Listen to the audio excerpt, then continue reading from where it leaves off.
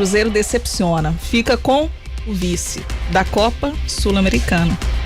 E a tristeza toma conta de Adriana Ferreira. Sim, tá bom. Frederico Teixeira, vamos lá. Gente?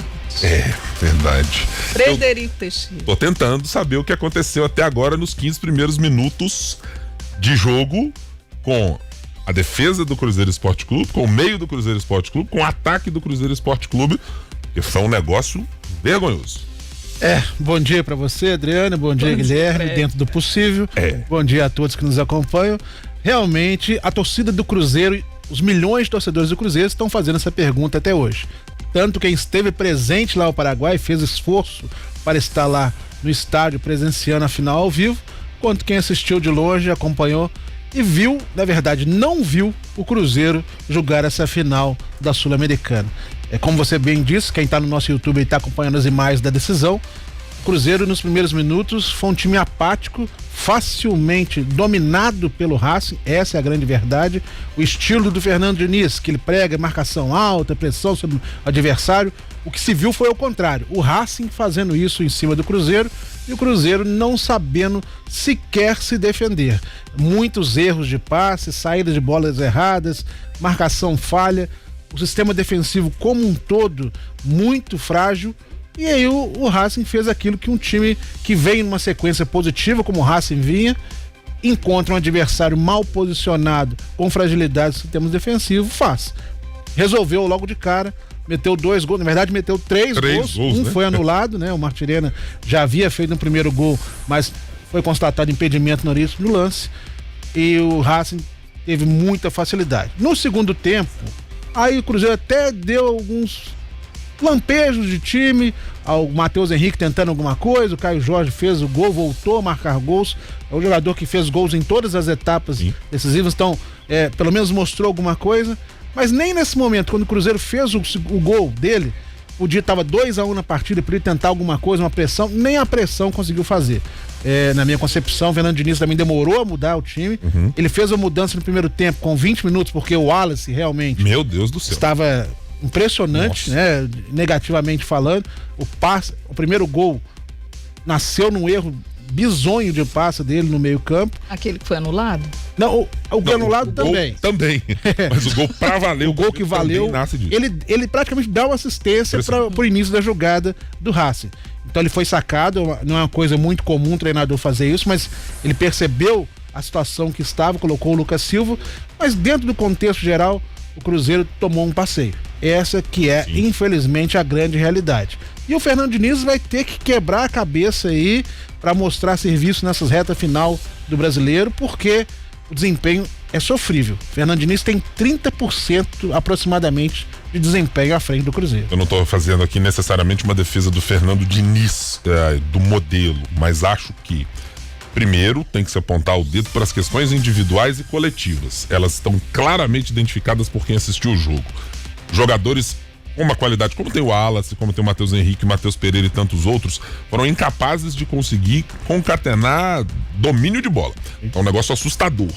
Goleiro como o Cássio, com um histórico gigantesco de decisões, ver bola passar cruzada fora da área, ameaçar colocar o braço e não colocar. Então, assim, individualmente tem uma gama de erros gigantesca para ver.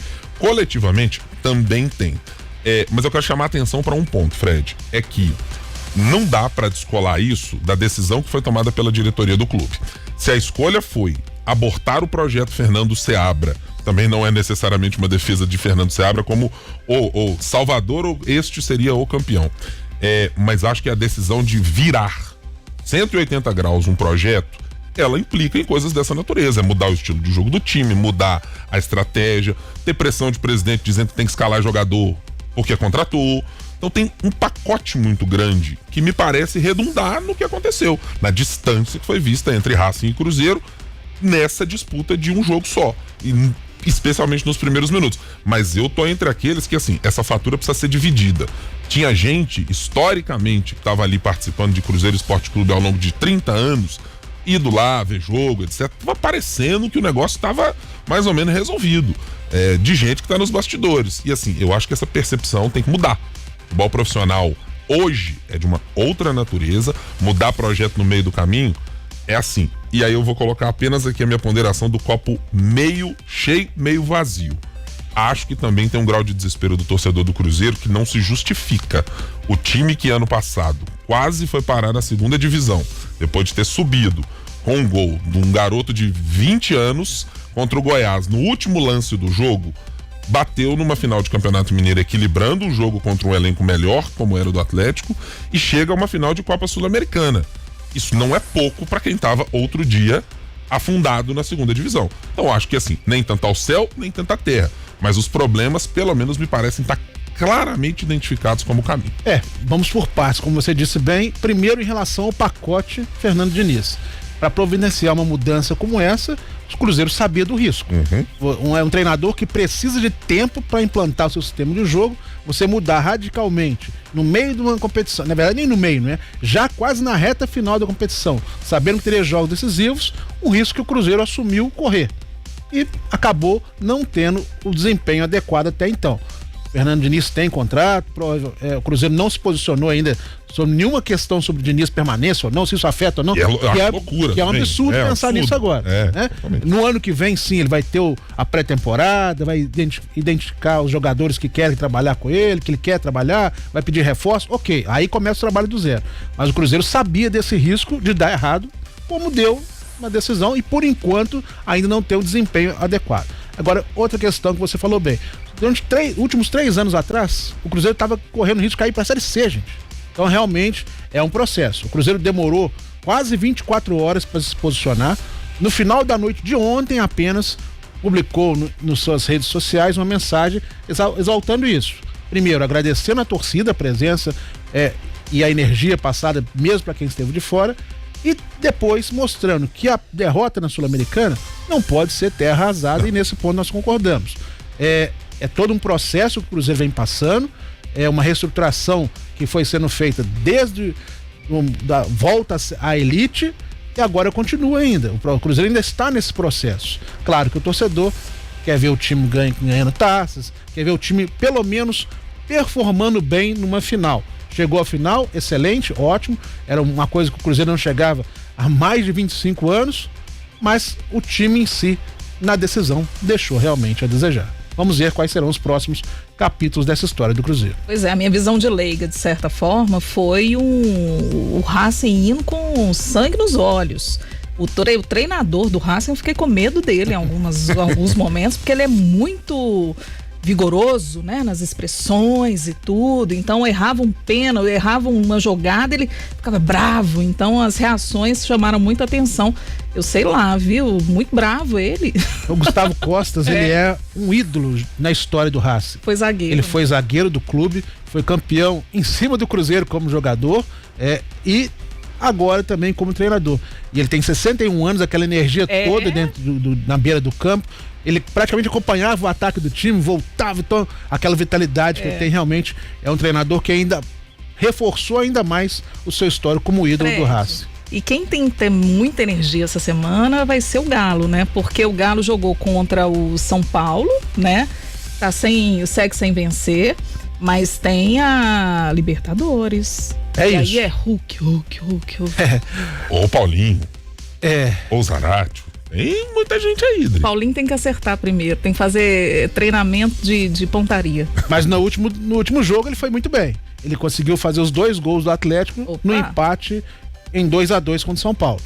O Atlético saiu na frente, né? Fez 2-0 logo de cara. Parecia que o Atlético teria facilidade em levar o placar. Quem tá na nossa live tá vendo imagem do jogo lá no Morumbis.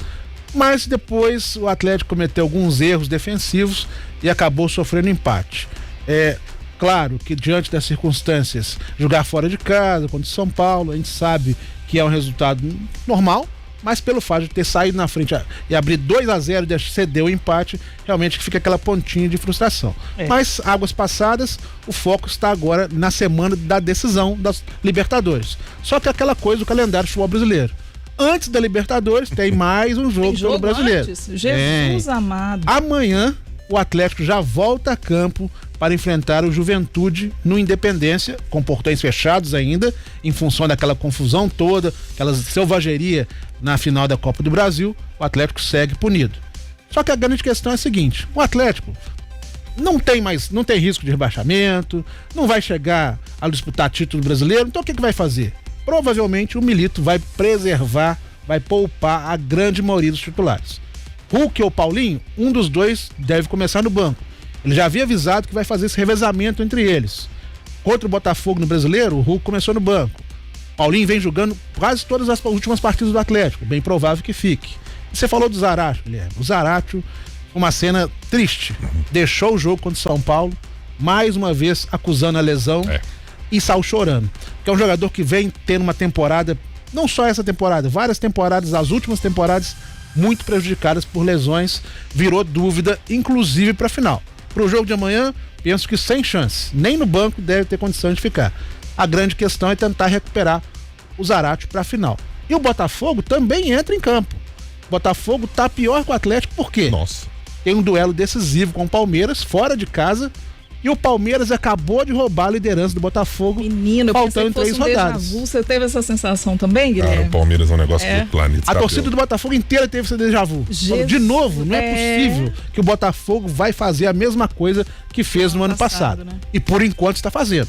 Porque se perde o duelo pro Palmeiras... Um abraço. Aí, gente, faltando mais 2 rodadas para a reta final, o Palmeiras não vai dar esse mole na reta final. Este senhor Abel Ferreira e as suas mágicas, para não dizer outra coisa. Ele vai repetir, se der certo, que o Palmeiras pode repetir um feito histórico, que foi só do Muricy Ramalho.